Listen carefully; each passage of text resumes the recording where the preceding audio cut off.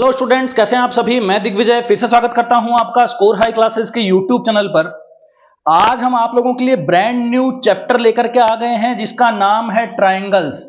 अब आप देखिए कि क्लास 9th के एनसीईआरटी में भी ट्रायंगल्स नाम से चैप्टर है और क्लास 10th के एनसीईआरटी में भी एक चैप्टर नंबर 6 ट्रायंगल्स के नाम से ही है। लेकिन 9th क्लास में हम वहां पे पढ़ते हैं कॉन्ग्रुएंसी ऑफ टू ट्रायंगल्स। क्या पढ़ते हैं students? Congruency of two triangles. लेकिन क्लास 10th में हमें पढ़ना होता है सिमिलैरिटी ऑफ टू ट्रायंगल्स। लेकिन बेसिक जो है वो ट्रायंगल का सेम है, इसलिए जो पार्ट 1 है वो 9th और 10th के बच्चों के लिए कंबाइन है और वहां से आप यहां से जो इसका बेसिक है वो इसको समझ पाएंगे कि इसका एक्चुअली बेसिक है क्या, किन टर्म्स के ऊपर ट्रायंगल पूरा टिका हुआ है, या मैं कहूं 9th का हो चाहे वो 10th का हो, वो बिल्कुल सेम टॉपिक्स पे चलने वाला है। बस आपको कॉन्ग्रुएंसी आनी चाहिए और सिमिलैरिटी का पता होना चाहिए। वो सब बातें बाद की है, लेकिन आओ शुरुआत करते हैं इस अच्छे से चैप्टर की, जो कि काफी वेटेज भी है इस चैप्टर का। आई थिंक 7-6 मार्क्स का ये मैथमेटिक्स स्टैंडर्ड में सीबीएसई के बच्चों के लिए है और यहां से शायद ये बेसिक में थोड़े कम नंबर्स का आता है। लेकिन आरबीएससी में अगर अपन बात करेंगे तो 6 से 7 नंबर का ये चैप्टर आपको वहां से मिलेगा और इसका एक बड़ा क्वेश्चन भी आता है, एमसीक्यूज में भी पूछा जाता है। आरबीएससी में तो फिल इन द ब्लैंक्स भी आते हैं, तो वहां से भी इसका क्वेश्चन बनता है। तो बेसिक शुरुआत करते हैं। सबसे पहले डेफिनेशन से बात करते हैं कि एक्चुअली जो ट्रायंगल है उसकी डेफिनेशन है क्या। देखो भैया, इसकी डेफिनेशन ये है कि जब थ्री लाइंस, ये लाइंस हैं, 1 लाइन 2 लाइंस, ठीक है, और ये क्या हो चुकी है 3 लाइंस, ठीक है। अब इनको एक काम करते हैं, नाम दे देते हैं। एल इसको दे दिया, एम इसको दे देते हैं और एन इसको दे देते हैं, ठीक है। तो यहां पे हो क्या रहा है बच्चों, यहां पे 3 लाइंस एक दूसरे को क्या कर रही है, 3 डिफरेंट पॉइंट्स पे क्या कर रही है, इंटरसेक्ट कर रही है। दिख रहा है आप लोगों को, एल एम एंड एन। यहां पे हो क्या रहा है, L M and N, 3 lines intersecting each other at 3 distinct points। distinct का मतलब अलग अलग, ठीक है। The figure obtained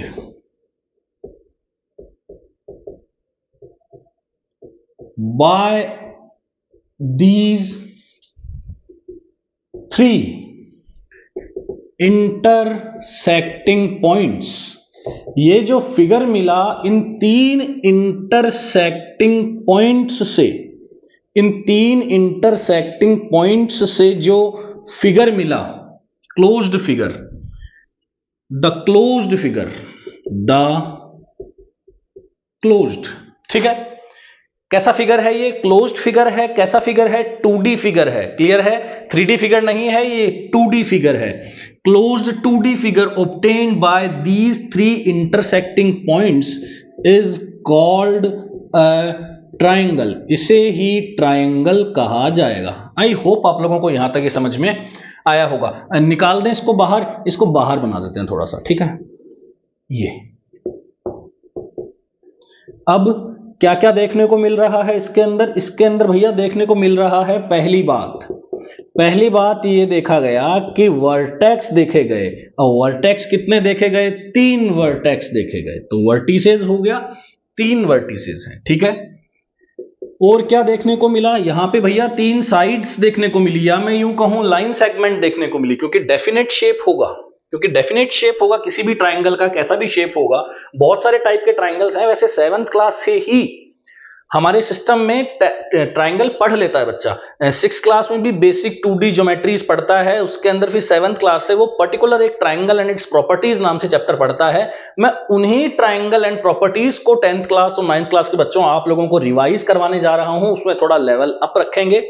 इसलिए आगे जो भी क्वेश्चंस आएंगे या जो भी कॉन्सेप्ट्स आएंगे उनको समझने में आप लोगों को क्या होगी, आसानी होगी, चाहे आप कहीं से भी पढ़ रहे हो, ठीक है। तो इसकी जो लाइंस होंगी, उनके जो सेगमेंट्स होंगे, उनको लाइन सेगमेंट्स बोल दिया, और इनको क्या बोल देते हैं, साइड्स बोल देते हैं। तो बच्चों इसमें साइड्स कितनी हो जानी है, 3, ठीक। अभी अगर मैं इसमें नाम भी लिखूं तो इसका लिखूंगा A, B, C, ठीक है, क्योंकि इसको जो होता है वर्टिसेस को जो होता है वो कैपिटल लेटर से शो किया जाता है, ठीक है। यहां से अब ये साइड्स हैं तो मैं साइड्स भी कर देता हूं AB, ठीक है। AB के ऊपर ऐसे एरो बनता है ये वाला, और दोनों तरफ अगर एरो आ जाता है उसमें तो उसको लाइन बोल देते हैं, और दोनों तरफ नहीं आता है तो उसको लाइन सेगमेंट बोलते हैं। तो यहां से लाइन सेगमेंट AB है, क्योंकि ज्योमेट्री की शुरुआत है, देखो बच्चों, तो बहुत सारी टर्म्स ऐसी होंगी ज्योमेट्री की जो शॉर्ट फॉर्म में लिखी जाती है, ऐसे लंबा लंबा लाइन सेगमेंट AB नहीं लिखा जाता, ठीक है। AB किया, उसके ऊपर डैश बना दिया तो समझ में आ गया लाइन सेगमेंट है। AB लिखा, ऊपर लाइन कर दी, एरो कर दिया, तो ये समझ में आ गया कि वो लाइन है। आर्क भी बनेगा बाद में, तो AB, BC एंड AC या CA एक ही बात है वो, ठीक है। अच्छा, 3 एंगल्स भी हैं, 3 इसमें एंगल्स भी हैं। एंगल्स का तो बेसिक क्लियर होगा आप लोगों को, एंगल्स का तो बेसिक क्या होगा आप लोगों को क्लियर होगा, नहीं अगर है क्लियर तो हम यहां से इसे समझ सकते हैं। देखो कैसे समझेंगे, मान लेते हैं कि ये 2 मार्कर है, या मैं मानता हूं 2 लाइंस हैं या लाइन सेगमेंट हैं, जो भी हैं, ये आपस में एक पॉइंट पे देखो ज्वाइंट हो रहे हैं, एक पॉइंट पे ये आके मीट करते हैं, ठीक है। अब इस पॉइंट पे मीट करते हैं तो ये पॉइंट इस वाले मार्कर का भी स्टार्टिंग पॉइंट है और इस वाले मार्कर का भी स्टार्टिंग पॉइंट है, मतलब ये कॉमन पॉइंट हो गया इस लाइन सेगमेंट के हिसाब से या इस रे के हिसाब से, ये कॉमन हो गया, दोनों के हिसाब से ये कॉमन हो गया, ठीक है।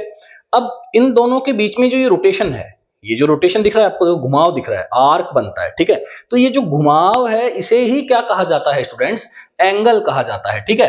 तो इसमें आप देखेंगे कि 3 घुमाव बन रहे हैं, दिख रहे हैं आपको, दिख जाएंगे आराम से, ठीक है। यहां से कितने घुमाव बन रहे हैं, 3 घुमाव। अब देखो मैं यहां से इसको एंटी क्लॉकवाइज मेजर कर रहा हूं, किस साइड, किस डायरेक्शन में मेजर कर रहा हूं, एंटी क्लॉकवाइज।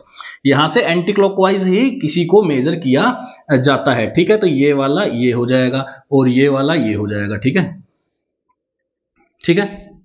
तो ये क्या हो गया आपका एंटी क्लॉकवाइज, ये भी क्या हो गया एंटी क्लॉकवाइज, और ये भी क्या हो गया एंटी क्लॉकवाइज। तो ये तीनों एंगल हैं, तो इनका नाम दिया यहाँ पे एंगल्स के लिए बोला गया और एंगल्स के लिए बोला गया। तो ये 3 हैं एंगल्स और इनके नाम क्या है, एंगल A भी बोल सकते हैं, angle B and angle C। अब देखो एंगल A को जो है वो और क्या क्या बोला जा सकता है, ठीक है। एंगल A को क्या क्या बोला जा सकता है, देखो एंगल A को अगर आप बोलेंगे ध्यान से तो BAC बोल सकते हैं आप, क्या बोल सकते हैं, एंगल BAC। एंड BAC के साथ में आप इसको CAB भी बोल सकते हैं, CAB भी बोल सकते हैं, क्या बोल सकते हैं, CAB। तो ऐसे ही आई होप आप लोग समझ गए होंगे कि B को क्या बोला जा सकता है, angle ABC and angle CBA, ठीक है। और यहां से एंगल C को क्या बोला जा सकता है, angle ACB and angle BCA। देखो बहुत बेसिक से लेके जा रहा हूं, इसीलिए इतना टाइम लगेगा, थोड़ा आसानी से समझ में आ जाएगा। पहला दूसरा जो पार्ट होता है वो थोड़ा इजी वे में समझ में आ जाए एक बार, तो फिर चीजें थोड़ी आसान लगने लगती है आगे की। तो यहां तक आई होप आप लोगों को क्लियर हुआ होगा कि एक तो ट्राइंगल की जो डेफिनेशन है वो ये भी है कि 3 साइड्स का एक क्लोज्ड फिगर ट्राइंगल होगा, लेकिन वो थोड़ी छोटी डेफिनेशन है। अगर आप किसी को एक्सप्लेन कर रहे हैं तरीके से तो आप उसको बता सकते हैं कि देखो ये एक डेफिनेशन है और ये एकदम सही है, कारगर है, ठीक है। तो यहां तक आपको क्लियर हुआ। अब हमें बात करनी होगी स्टूडेंट्स, ये जो क्लासिफिकेशन होगा इन ट्राइंगल्स का, जो मतलब जो बंटवारा होगा, जो कैटेगराइज किया जाएगा, इसको क्लासिफाइड किया जाएगा, कैसे किया जाएगा, ठीक है। तो बात करते हैं आगे classification of triangles. I hope आप लोग नोट्स बनाते होंगे, आप लोगों को नोट्स बनाने चाहिए। अगर रिवीजन के तौर पे अगर आप देखते हैं कि एग्जाम टाइम में आप इनको रिवाइज करेंगे तो आपको बहुत ज्यादा फायदा होने वाला है, ठीक है। बात करते हैं यहां से क्लासिफिकेशन।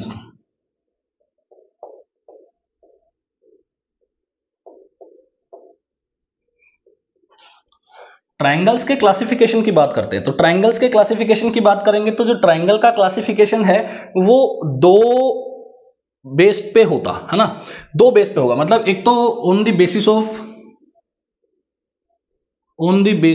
ऑफ साइड्स, मतलब साइड्स के अकॉर्डिंग ट्राइंगल को हम किन्हीं पार्ट्स में क्या करेंगे, डिवाइड करेंगे।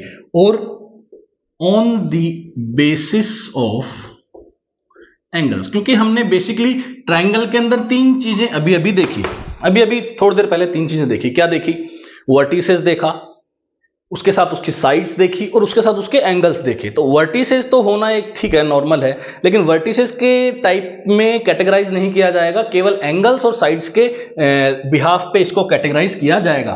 तो जो साइड्स के बेसिस पे आएगा उसके अंदर बोला जाएगा कि यहां से उसको नाम दिया गया है स्केलन ट्राइंगल। क्या दिया गया है बच्चों? Scalene triangle. स्केलन ट्राइंगल की डेफिनेशन क्या है कि जो तीनों साइड्स हैं वो क्या है? अलग अलग हैं। ठीक है, तीनों साइड्स क्या है? अलग अलग।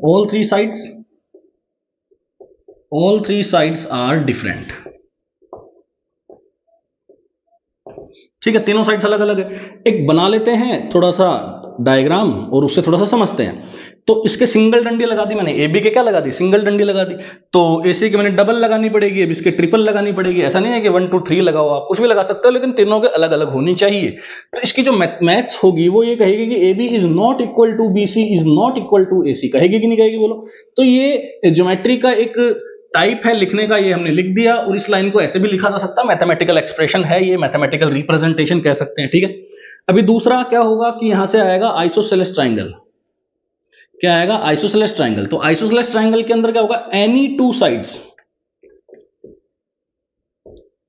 Can be equal. कोई भी दो साइड आपस में इक्वल हो सकती है, कोई भी दो साइड। देखो ध्यान से देखो, कोई भी दो साइड, कोई जरूरी नहीं है कि वही दो साइड हो, ऐसा कोई जरूरी नहीं है। ध्यान से देखो, इंपॉर्टेंट हो गया काफी। अब ये पार्ट, ये बेसिक जो है ये बहुत इंपॉर्टेंट हो गया।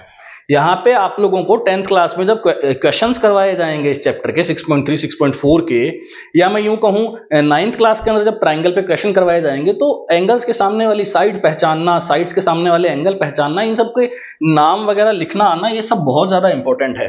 कौन सा मैं कह दूंगा अभी आइसोसेलेस ट्राइंगल बन गया, अब आप कहोगे अच्छा बन गया होगा आइसोसेलेस, होता क्या है? बोले नहीं नहीं, वो पता नहीं भाई क्या होता है, ऐसा नहीं होना चाहिए ना।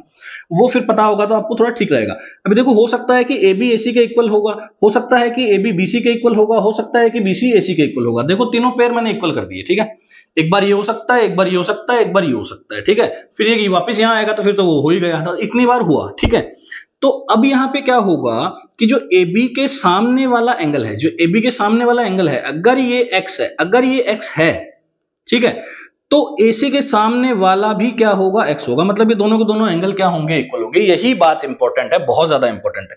तो X नाम नहीं देते हैं, कुछ भी देते हैं, सिंगल कर दिया, सिंगल कर दिया। ठीक है, अभी क्या कर दिया? अभी यहां पे ये एंगल इसके इक्वल हो गया, तो ऐसे पहचान लिया, इसके सामने, इसके सामने। ठीक है, अब इसके सामने ये, इसके सामने ये C, इसके सामने ये, इसके सामने ये मत कर देना, अब ये दोनों नहीं होंगे। अब इसके सामने ये जाएगा तो ये जाएगा, तो ये इक्वल होगा। ठीक है, अब देखेंगे तो इसके सामने आपका ये है, ठीक है, और इसके सामने आपका क्या है? ये। क्लियर? आई होगी बात समझ में? तो ये हमारा हो गया थर्ड, सेकंड हो गया। अब हम बात करते हैं थर्ड की, यहां बात कर लेते हैं। तो थर्ड में हमारा होने वाला है इक्विलैटरल ट्राइंगल। क्या होने वाला है? Equilateral triangle. ठीक है, अब इक्विलैटरल ट्राइंगल जो होगा उसके अंदर देखो, यहां पे क्या था कि तीनों साइड्स अलग अलग थी। यहां क्या आ गया था कि एक अलग थी, दो सेम थी। अभी क्या होगा? तीनों ही क्या होगी? सेम। तीनों ही तीनों की तीनों साइड्स क्या होगी? Same. All three sides of triangle are equal to each other. एक दूसरे के तीनों साइड्स क्या होंगी? वो इक्वल होंगी। क्लियर है? थोड़ा सा इसको यहां से रेस करके नीचे लेके चलते हैं ताकि थोड़ा यहां से अच्छे से इसके बारे में लिख सकें। ठीक है, अब ये तीनों साइड्स होंगी इक्वल, तो यहां पे बना देते हैं डायग्राम। ये बना दिया डायग्राम। ठीक है, ये बना दिया ये। अब ये तीनों साइड्स इक्वल है, तो ये तीनों के तीनों साइड्स क्या हो जाएंगी? इक्वल हो जाएंगी। तीनों पे सिंगल सिंगल सिंगल लगा सकते हो, तीनों पे डबल डबल डबल भी लगा सकते हो, ट्रिपल ट्रिपल ट्रिपल भी लगा सकते हो। मतलब तीनों पे लगा रहे हो, जो भी सिंबल दिखा रहे हो, इक्वलिटी का जो सिंबल दिखा रहे हो कि आप मैच हो जाए, वो आप कैसा भी लगा सकते हो, बस तीनों में क्या होना चाहिए? वो सेम होना चाहिए। ठीक है, तो मैं यहां से इसकी मैच कैसे लिखूंगा कि AB जो इक्वल होगा वो BC के इक्वल होगा, वही इक्वल होगा किसके? AC के। ठीक है, क्लियर? समझ में आ रहा है आप लोगों को यहां से? बहुत बढ़िया। अब ये तीनों के तीनों, अब हम ये जानते हैं कि इसकी most important property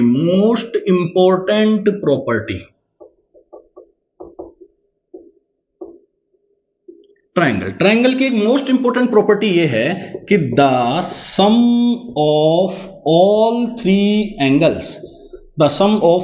angles of any triangle is equal to 180 degree. कितना डिग्री होता है? 180 डिग्री होता है। क्लियर है? मतलब कोई भी ट्राइंगल अगर आप लेंगे तो उसके अंदर जो एंगल्स हैं वो तीनों एंगल्स का सम कितना होगा, 180 डिग्री होगा। ठीक है, तो अब हमें ये पता चल चुका है कि इक्विलैटरल ट्राइंगल के अंदर दो साइड सेम है, तीन साइड सेम है, इसमें दो साइड सेम है, दो एंगल सेम है, इसमें कोई साइड सेम नहीं है, कोई एंगल सेम नहीं है, कोई एंगल सेम नहीं है। Angle A not equal to angle B not equal to angle C. Clear है, यहां पे दो दो एंगल इक्वल हो गए। एबी के सामने कौन सा हो गया, एसी, एबी के सामने क्या हो गया, सी, एसी के सामने क्या हो गया, बी। ठीक है, और यहां क्या हो गया था, ए बी इक्वल ए सी। समझ में आ रहा है, यहां देखो यहां क्या हो गया था, A B equal B C, तो ए बी के सामने एंगल सी, बी सी के सामने एंगल ए। समझ में आ रहा है, यहां पे क्या हो जाएगा, बी सी इक्वल ए सी, तो बी सी के सामने एंगल ए, ए सी के सामने एंगल बी, जो बच गया वो वाला बी, बी सी आ गए, ए बच गया, ए सी आ गए, बी बच गया, बी सी आ गए, फिर से ए, ए बी आ गए, फिर से सी। क्लियर, लेकिन यहां पे जो तीनों एंगल्स हैं वो इक्वल होंगे। तो यहां पे अगर हम बात करें in this situation, angle A equal angle B equal angle C, एक काम करते हैं इन सबको x मान लेते हैं, एक काम करते हैं इन सबको x मान लेते हैं, तो एक काम करते हैं x angle a plus angle b plus angle c is equals to 180, x plus x is equals to 180। अगर यहां से इसे सॉल्व किया जाएगा तो 3x 180 और x की जो वैल्यू आएगी वो 60 डिग्री आएगी। ठीक है, तो जो x होगा मतलब जो एंगल होगा, इक्विलैटरल ट्राइंगल का जो एंगल होगा उस हर एक एंगल की वैल्यू कितनी होगी, 60 डिग्री होगी। तो यहां से angle a equal angle b equal angle c कितना होगा, 60 डिग्री। इट मींस नोट लगा के यहां पे एक बात लिखी जा सकती है, the value of each angle, the value of each angle of any equilateral triangle is 60 degree. किसी भी इक्विलैटरल ट्राइंगल के अंदर जो एंगल होगा उसकी जो वैल्यू होगी वो कितनी होगी स्टूडेंट्स, 60 डिग्री होगी। क्लियर है, यहां तक समझ में आया आप लोगों को? साइड्स के बेसिस पे जो क्लासिफिकेशन है वो अच्छे समझ में आ गया, नोट कर सकते हैं, स्क्रीनशॉट ले सकते हैं। बात करते हैं on the basis of angles, angles के बेसिस पे जो ट्राइंगल का जो क्लासिफिकेशन है वो किस टाइप से है, और वहां पे अपने को क्या क्या चीजें ऐसी है जो समझनी चाहिए, क्या क्या ऐसी है जो ध्यान रखनी होगी आगे के क्वेश्चंस करने के लिए, क्योंकि आगे के क्वेश्चन करना ही आपका मेन एम है, मेन टारगेट है, वही एग्जाम में अच्छे मार्क्स लाना। ठीक, तो बात करते हैं भैया on the basis of angles, angles के बेसिस पे। अब एंगल्स के बेसिस पे अगर मैं बात करूं तो यहां से सबसे पहले आता है आपका एक्यूट एंगल ट्राइंगल। क्या आता है सबसे पहले, एक्यूट एंगल ट्राइंगल। देखिए मैं जो बार बार अभी इतनी देर से यही ट्राइंगल बनाए जा रहा हूं, यही है आपका सिंपल सा एक्यूट एंगल ट्राइंगल। खास बात है कुछ, क्या है मैं लिखने जा रहा हूं, ध्यान से देखिए, यही खास बात है। तीनों के तीनों 90 से क्या होंगे, छोटे, तीनों के तीनों एंगल 90 से छोटे होंगे, एक एंगल भी 90 नहीं हो सकता। क्लियर है, एक एंगल भी 90 नहीं हो सकता, तीनों के तीनों 90 से छोटे ही होंगे। कितने के भी हों हमें कोई मतलब नहीं है, तीनों होंगे तो 90 से छोटे होंगे। क्लियर है, all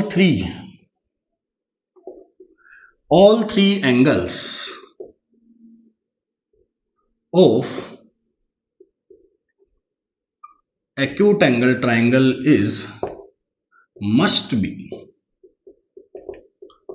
less than 90 degree. Clear है, आ जाए सेकंड पार्ट पे। एक्यूट एंगल ट्राइंगल हो गया, अब आता है आपका राइट एंगल ट्राइंगल। मतलब वहां पे भी तीन टाइप थे, स्केलन था, आइसोसेलेस था, इक्विलैटरल था। पूरी बात समझा दी। मैं आ चुका हूं on the basis of angles पे। On the basis of angles पे यहां से आपके पास फिर से तीन टाइप आने वाले हैं, जिसमें पहला आ चुका है एक्यूट एंगल ट्राइंगल। तीनों के तीनों एंगल 90 से क्या होंगे, छोटे। ठीक, अब आता है आपका राइट एंगल ट्राइंगल। क्या आता है, राइट एंगल ट्राइंगल। तो ये जो राइट एंगल ट्राइंगल है वो क्या है, तो in this triangle only one angle can be 90 degree. एक एंगल 90 हो सकता है, होगा, हो सकता है नहीं, angle must be 90 degree. Only one angle, केवल एक एंगल, केवल एक एंगल होगा। तो एक एंगल होगा तो यहां पे जो डायग्राम बनेगा वो कुछ ऐसा बनेगा, डायग्राम बनेगा वो कुछ ऐसा, मतलब एक एंगल 90 करना मस्ट है। अब देखो इंपॉर्टेंट बातें निकल के आएगी। क्या इंपॉर्टेंट बातें निकल के आएगी, इंपॉर्टेंट बातें निकल के आएगी। इस डायग्राम को देखो, या मैं यहां बना देता हूं डायग्राम। ठीक है, इस डायग्राम को यहां देखो, अब एक एंगल 90 हुआ, ठीक, एक एंगल 90 हुआ। ट्रिग्नोमेट्री में बहुत काम का, ट्रिग्नोमेट्री सारी इसी पे तो है। जो क्लास 10th की ट्रिग्नोमेट्री है बच्चों, 9th के तो सुन रहे होंगे, कोई बात नहीं। जो 10th की जो ट्रिग्नोमेट्री है भैया, वो आपके इसी पे बेस्ड है, राइट एंगल ट्रायंगल पे, ठीक है। तो यहां पे अगर मैं बात करूं तो इसे मैं बोल सकता हूं कि जो AB है, AB जो है वो BC के क्या है, परपेंडिकुलर है। इसीलिए जो एंगल ABC है वो क्या बना, एंगल ABC क्या बना, 90 डिग्री। तो यहां पे मैं इसके बारे में कहूं तो ये राइट एंगल्ड एट B है। क्या है, right angled at B, B पे राइट एंगल है ये, राइट एंगल एट B। अच्छा, आप तो ये जानते हैं कि angle A plus angle B plus angle C is equals to 180, जानते हैं ना।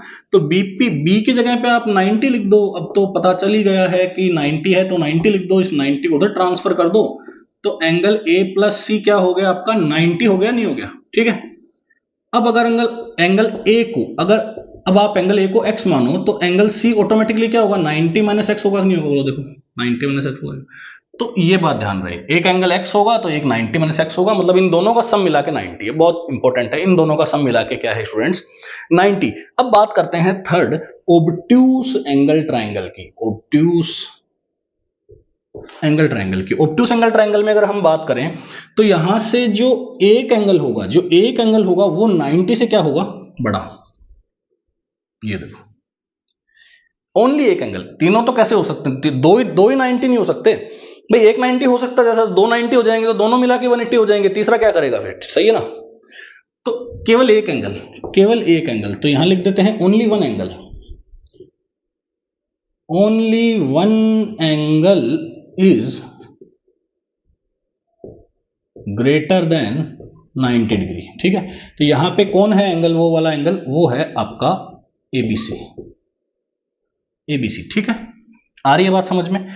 अब जो इसका सेकंड पार्ट मैं आप लोगों को लेकर के आऊंगा, उसमें हम कुछ थोड़ा आगे बात करेंगे। जैसे मैं बताता हूं आपको, मैं बात करूंगा मीडियन की, मैं बात करूंगा परपेंडिकुलर बाइसेक्टर में, एंगल बाइसेक्टर की, यहां से बात करूंगा एल्टीट्यूड्स की, एरिया की, और बहुत सारी इंपॉर्टेंट बातें होने वाली है क्लास 9th और 10th के बच्चों।